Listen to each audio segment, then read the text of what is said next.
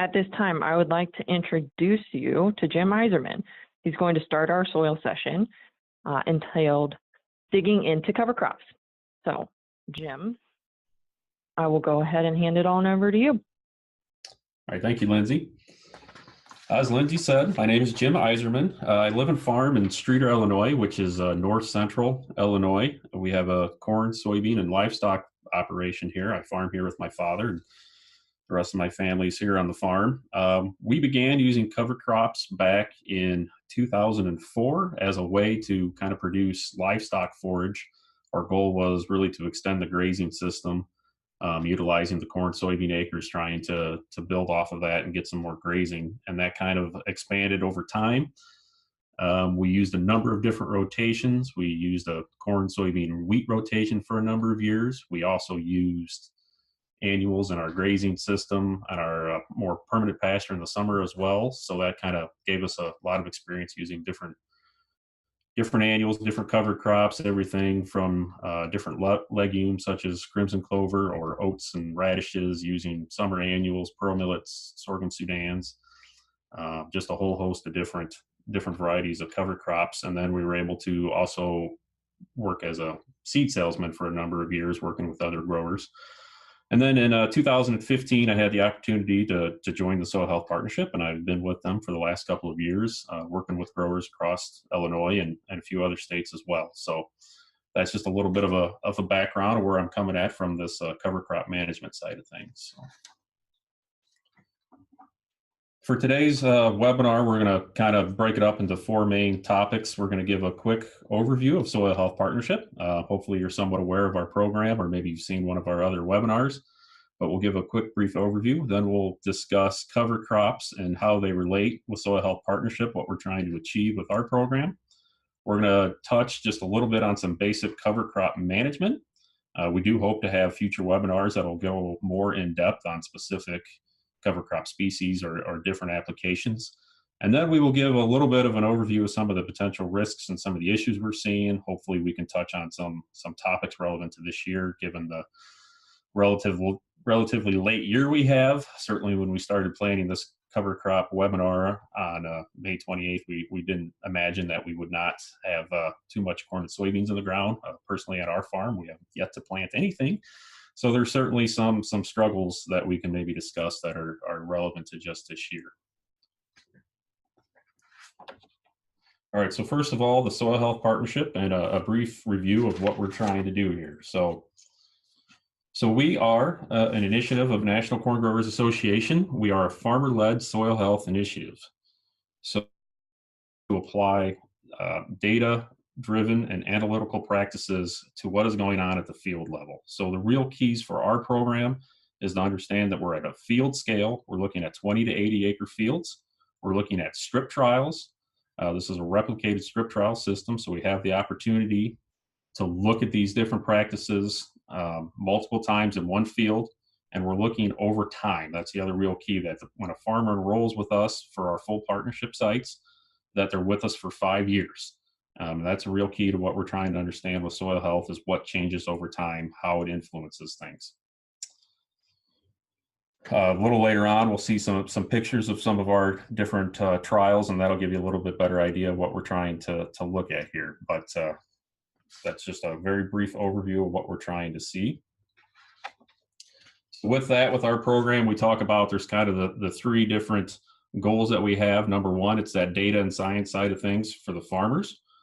We're trying to understand that cover crops, so whether it's or any soil health application, is not looking at just one variable. And that's one of the struggles that we have when we try to understand these types of things. But when we look at cover crops and soil health, we have to understand it as a system. And that's one of the good parts about the way our program is set up, is we allow the farmers to react to what's going on in their field from year to year. So that's the data and science side. We also have on-farm engagement, but that's really the demonstration aspect of this. So it's thinking through the concept that if we know soil health is good, which we certainly do, but how are farmers going to adopt the practices? So something like as cover crop, even if a farmer's convinced he wants to try it, how does a 5,000 acre farmer adopt cover crops on all his acres? How does he get the job done? And then the communications and outreach aspect is how do we make sure that farmers are getting the right information, that they're meeting and talking with growers and getting information for their system, for their farm, rather than something that maybe doesn't match up right for them. So.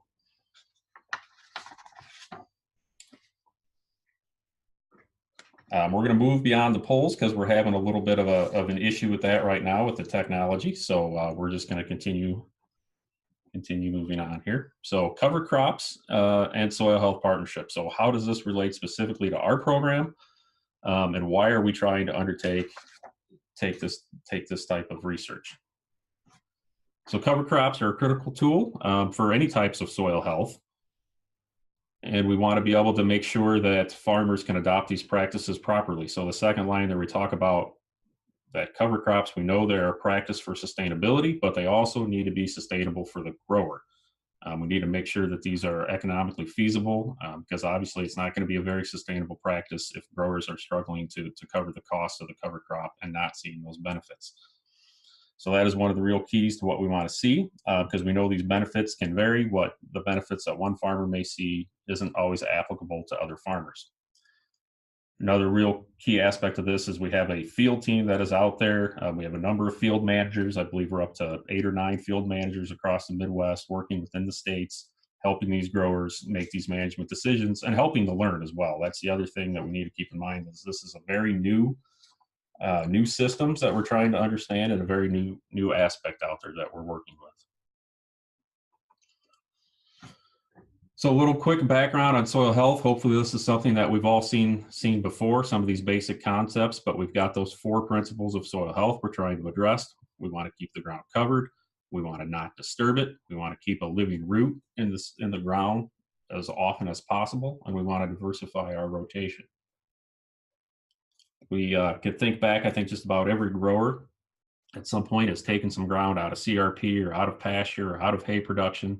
And we know when that occurs, we see a lot of great benefits. We can produce a really good crop with limited inputs, and we know we've improved the soil health in that regard. So cover crops are a means to try to replicate that within our cash cropping systems. I mean, the economics of farming right now, it's very difficult to justify those long-term rotations to take ground out and put them into alfalfa or put them into hay.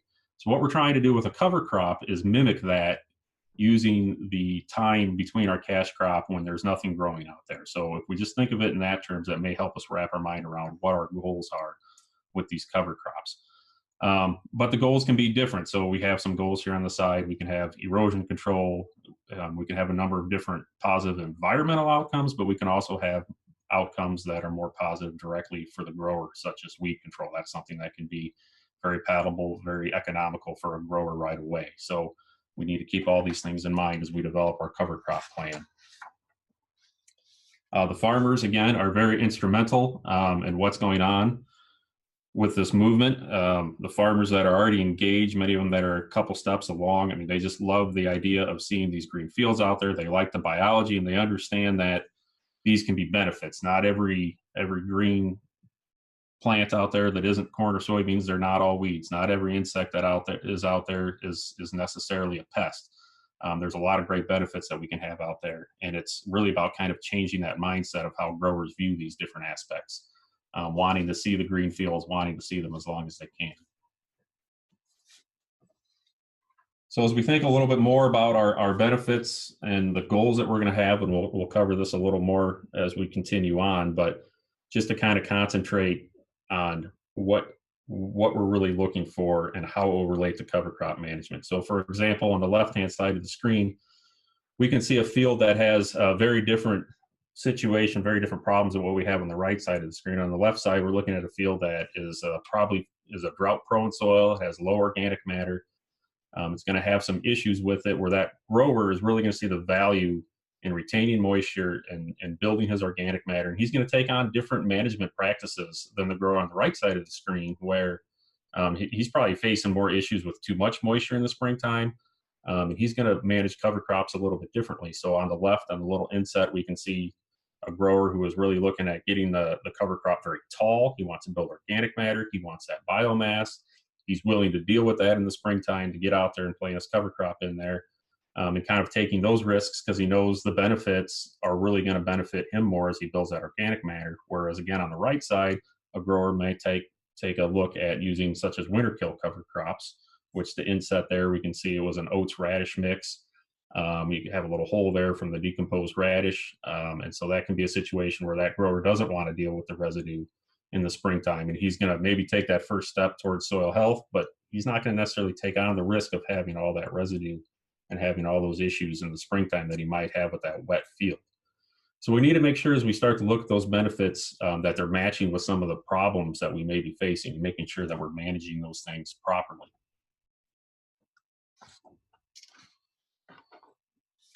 Because as we think about this as a system, all right, we're trying to research something. This is a little different than most types of products that we might go out and research. Because if you think about researching a fertilizer amendment or a fungicide or something like that, generally the risk of there is in the expense that you're putting out there. You're not usually going to see a yield reduction. And you may try it, and worst case, it's a neutral. It doesn't do anything. But with cover crops, they introduce a different level of risk that we have to be aware of. And we need to understand, so we have that in order for this to be a sustainable adoption, we need to understand those risks and make sure that we can recognize that and understand that it's going to be a cultural change. So in the picture here, we can see, again, some of the benefits of the fact that we have strip trials. We mentioned this. And if you're driving around the countryside in the springtime or the summer, you may see some of these fields out and about. And they maybe sometimes take you by surprise because they might have these nice strips out there. But that's one of the key benefits of this program. We can see here a little bit of a problem on the left side of the screen versus the right side of the screen. This is one of the nice parts about the program as we go out and we're able to walk across these fields and really see the benefits. Obviously, this one's kind of obvious. I mean, if you had a full 80-acre field of the yellow corn, you would start to understand that there's an issue, a situation there. But a lot of the things that we see are much more nuanced, and you really wouldn't see it unless you were really out there walking across the field and being able to see the contrast between the cover, the no cover, or some of the other soil health practices that we look at. But this is just the idea that we really do need to understand what's going on in the system. This is a fertility issue right here, a nitrogen issue that we were facing, but it's making sure that growers can understand these types of practices and what it does to the field and how we can account for those.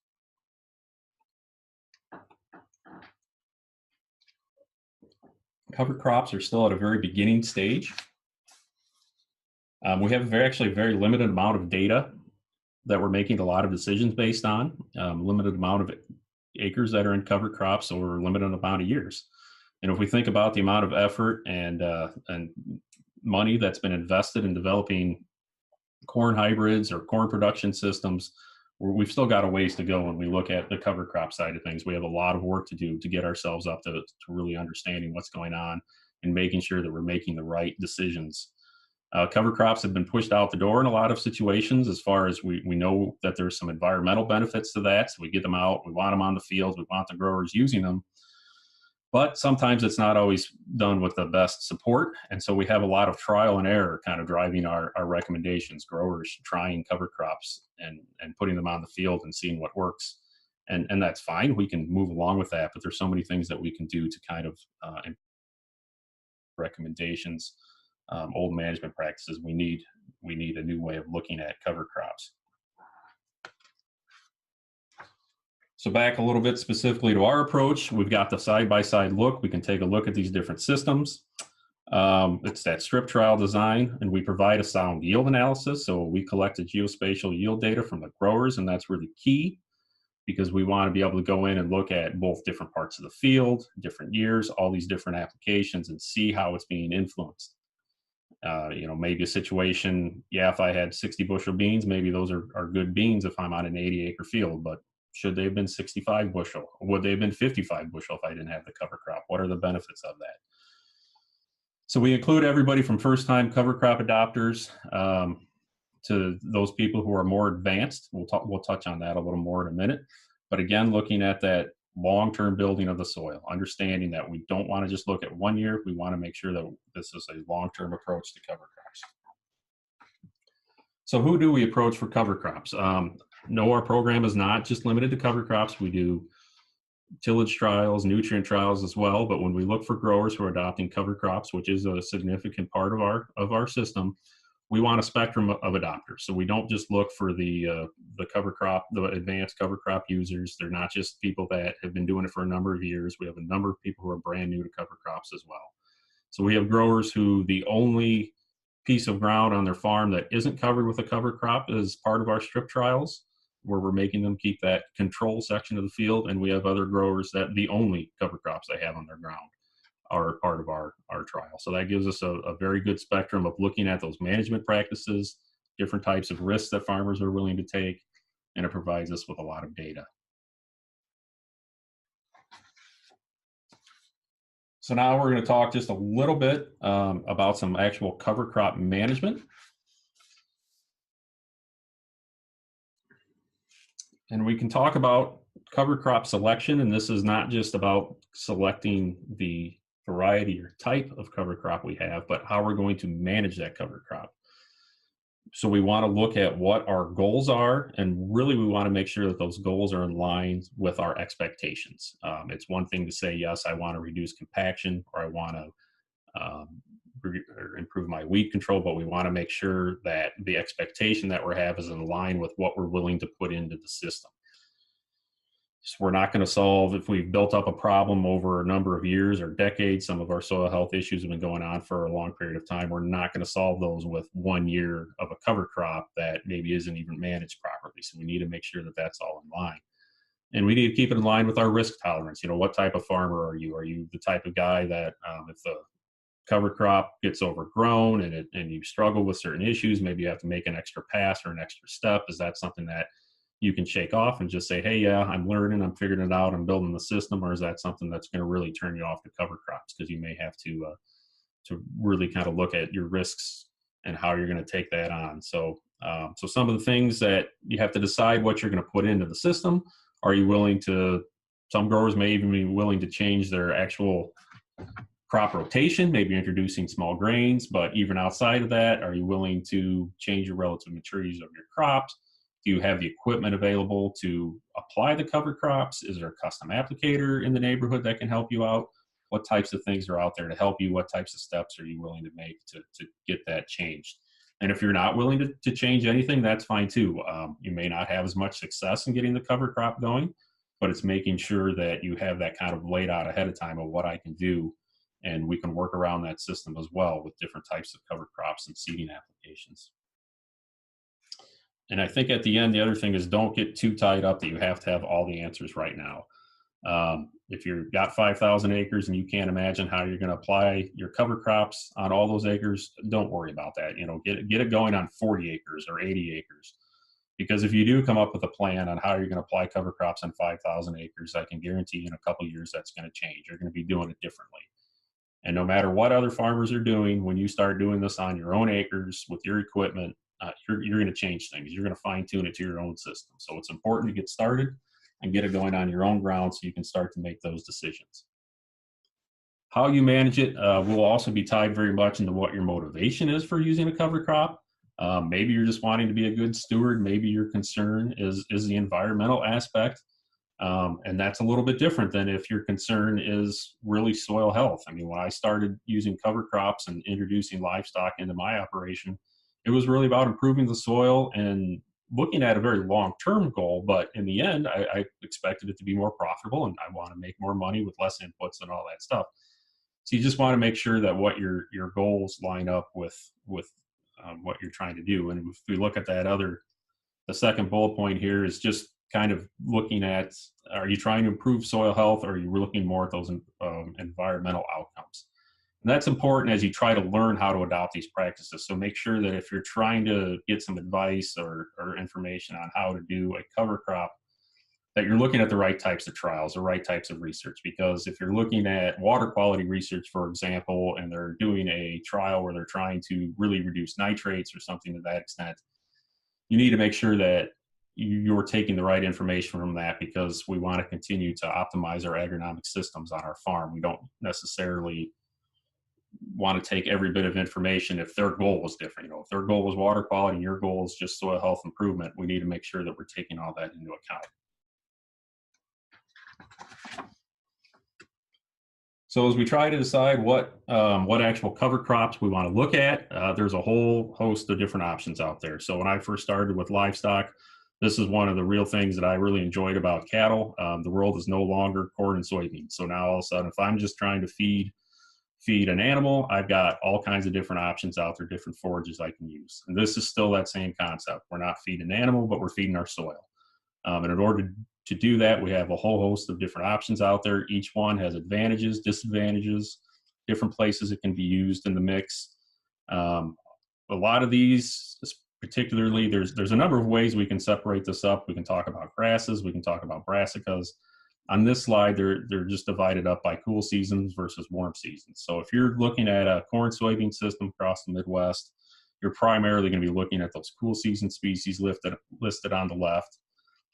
If you have wheat in the rotation or something of that regard, you can maybe look at these warm season species and we can make them. There's tremendous advantages in those, but we need to make sure that they're used in the right locations. So we're going to look primarily at the cool season grasses, and at the top of the list is cereal rye. By and large, the most common cover crop across the Midwest. And we'll go into management of cereal rye a little bit more here in a second. But there's other species that can be used. There's wheat, triticale, very closely related to cereal rye, barley. We have things such as oats and radishes, which will winter kill. We discussed that a little bit. If you're more risk averse, you don't want to take the risk of having a lot of biomass out there in the springtime, you can look at those winter kill options. We can have legumes and just a whole host of different options.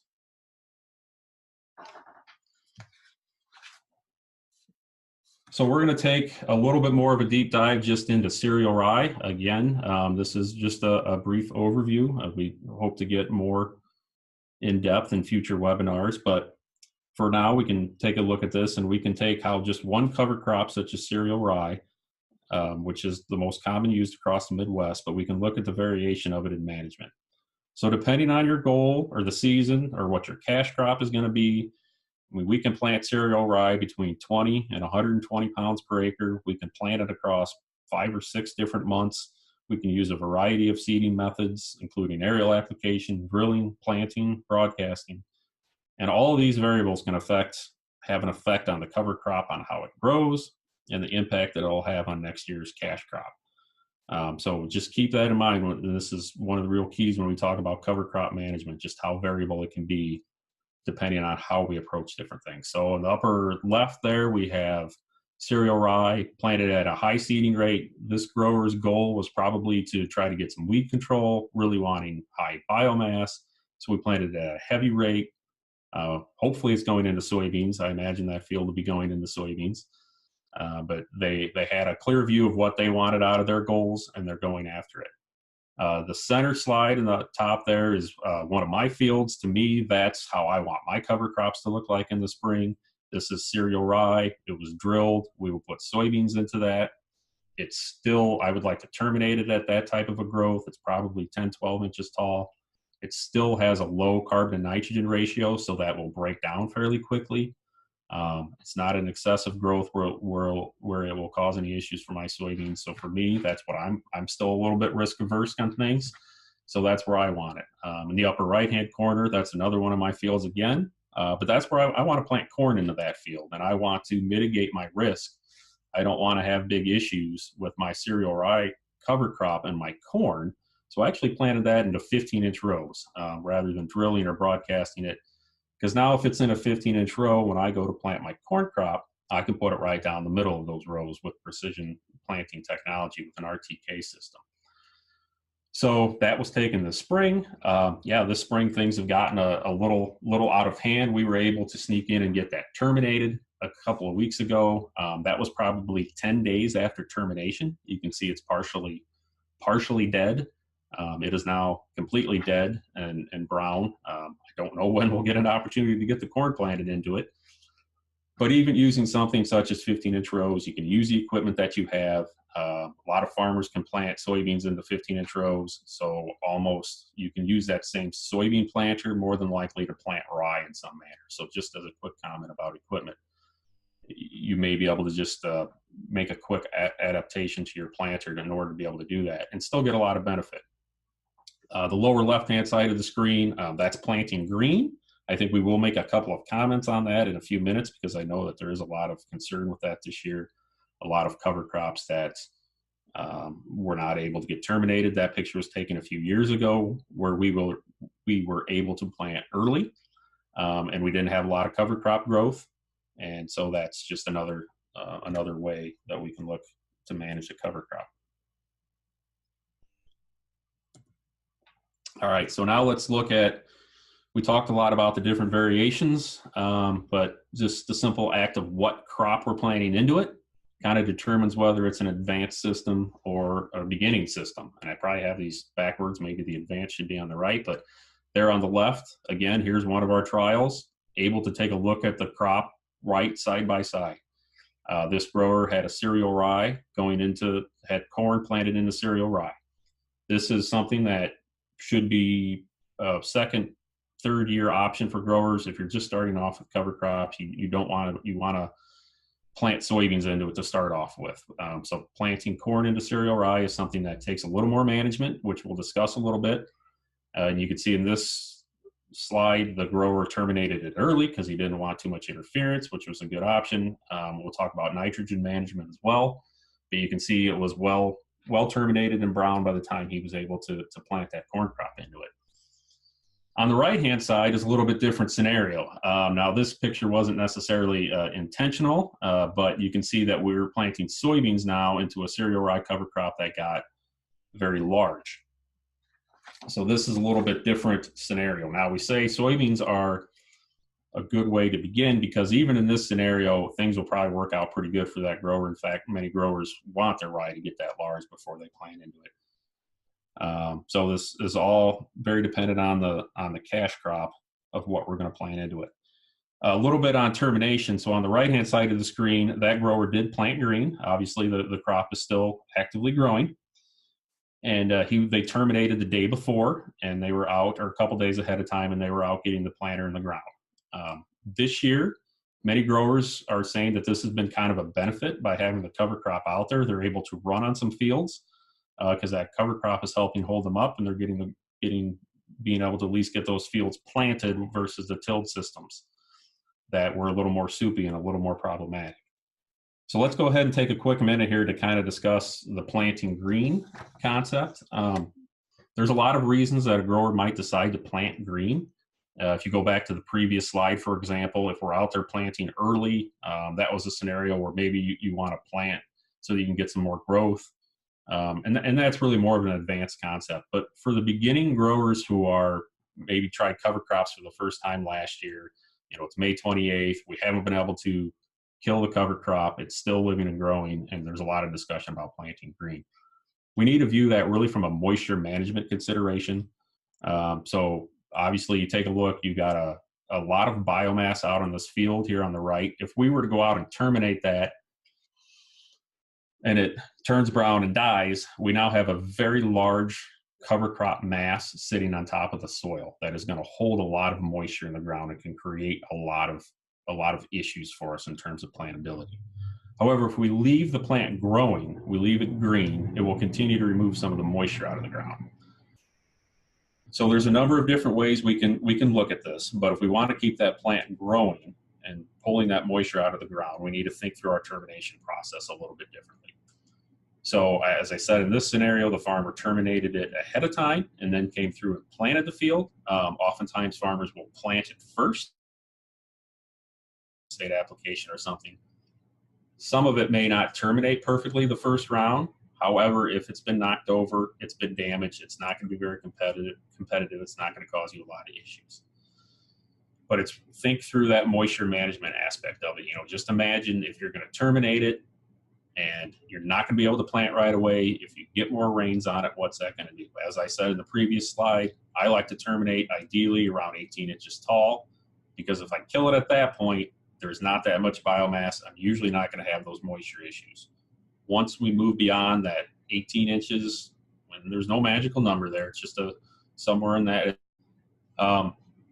Other thing that some guys are doing when the cover crop gets that large and we terminate it, even though it's going to be dead, oftentimes it will still be standing. So some growers are starting to use rollers not necessarily roller crimpers, just rollers to try to knock the cereal rye down so that it doesn't shade the soybean plant for quite so long, and they're seeing some benefits to that. If you are looking at a roller crimper situation, which is becoming more common as well, keep in mind you do need the rye to be beyond flowering in order for it to die. If you knock it down prior to fallowing, which again, the field in this picture was not flowering yet, so the rye that is knocked down will probably still try to regrow and get growing. So just keep that in mind. We'll see that there's that fine line there when it starts to flower, where once it's knocked down and broken over, actually crimped, that it will not try to regrow. So a little more just about the idea of this is a system change. Hopefully if you walk away with the idea, understanding that planting corn into a cereal rye cover crop is not the beginning stage. That should be something that you take on a little more into the journey. It's not something for the first year. The first year we want to look at soybeans into a cereal rye cover crop. We use cereal rye extensively because it can be planted so much later. So it's obviously what we see out on the landscape much more often because we can plant it after our cash cropping systems. And so there is that temptation to get it out there and try to use it ahead of a corn crop as well. So this is just a little bit of a video. So hopefully to kind of demonstrate the changes that we've made, because this is corn going into a cereal rye cover crop. There's a lot of things on this planter. This is not a fancy planter. It's an older planter, but we're taking the steps to make sure that we're managing this cover crop. So we are applying both starter nitrogen. So we're putting 1034O in furrow, and then we're also adding additional nitrogen over the rows. So we're putting 10 gallons of 32% on as well, because cereal rye is a grass crop. So we need to be cautious because when we're planting a grass into a grass, you're putting corn into a grass, we need to be very, very wary of nitrogen tie-up. This cereal rye in this picture is kind of right at the stage where we would start having very significant tie-up. But when we talk about that cereal rye breaking down, as it gets larger, it can start to really tie up your nitrogen and really have a negative impact on your yield. So keep that in mind. If you're going to ever try planting corn into cereal rye, you need to be able to deal with that nitrogen scenario. It needs to have plenty of nitrogen available to the seedling. So applying fall anhydrous is not sufficient because that's going to be too deep, or even spring anhydrous. It needs to be something, use proper agronomic protocol. Don't put too much in the furrow. We don't want salt burn or anything like that, but you need to guarantee that that corn seedling has plenty of nitrogen to overcome the nutrient tie-up. You don't need more nitrogen in the system. It just needs to be available for that early season seedling. Allelopathy can also be a concern with corn into cereal rye. Make sure we're planting it 2 inches deep, that we're closing the seed slot very well, and we shouldn't have any issues with the allelopathic concepts. One last comment on that too. Starter nitrogen, those types of aspects are things that no-tillers are pretty familiar with. So when we talk about cover crop adoption, I see cover crops in general as kind of that second step on soil health. And the first step tends to be no-till and reducing tillage systems. So it's kind of best to have a good understanding of what's going on a no-till system and then kind of build the cover crops on top of that. So something such as starter nitrogen, things that we know we need in no-till corn systems, or strip till systems even, and then building the cover crop adoption on top of that. All right, I got just about 1 or 2 slides left, and then we can go to some questions. But this was just a kind of recap, making sure that we're understanding what's going on our soils. If you are looking for cover crop management information, do a little research and understand where it is coming from. We want to make sure that we're looking for information from growers in similar systems and similar geographies that are facing similar challenges.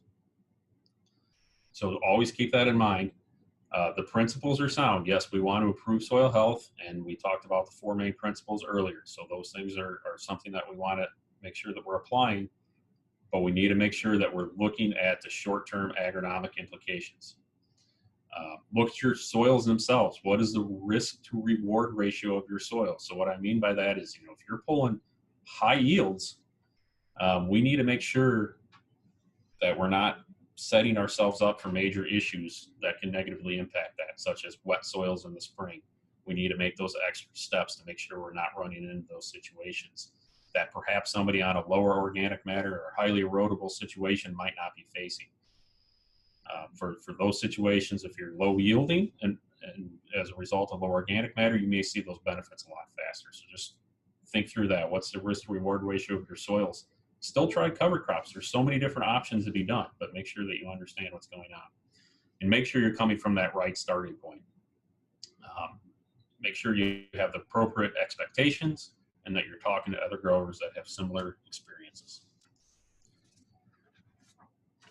So how can you get involved? Please visit our website if you'd like more information on getting involved in either our associate program or learning more about our field days and different things we have going on. If you have any questions or concerns about cover crops, feel free to reach out to our field managers. We're not saying we have all the answers for everything, but if you're facing a problem or a situation, you want more information, it's certainly something we'd like to help out with, and we'd like to learn with you on how to deal with those different issues. So